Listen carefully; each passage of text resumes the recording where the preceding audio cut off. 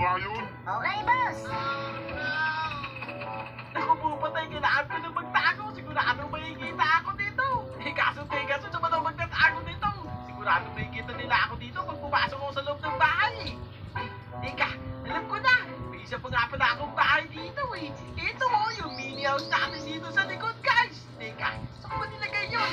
Ito hayos. Sakto-sakto, pwede na tayo magpalit. Dito ko kasi tinago sa loob ng bahay na ito yung regulator natin eh. Kaya pwede na tayo magpalit para hindi tayo makita ng aswang na yun. Kunin ko na nga para makapagtago na tayo. Meanwhile,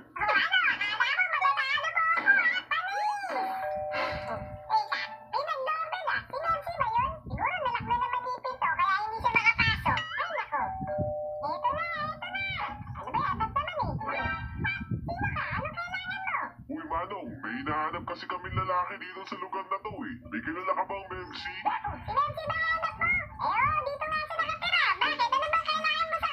Ako kasi yung dati niyang kadate, kaya hinahanap ko siya.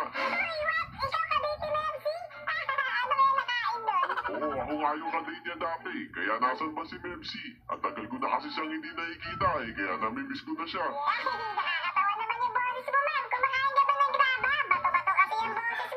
Naloko ko yata nito, bossing ah. Hayaan niyo siya, huwag niyo siya papakialaman. Katulog yan ang kadate ko eh.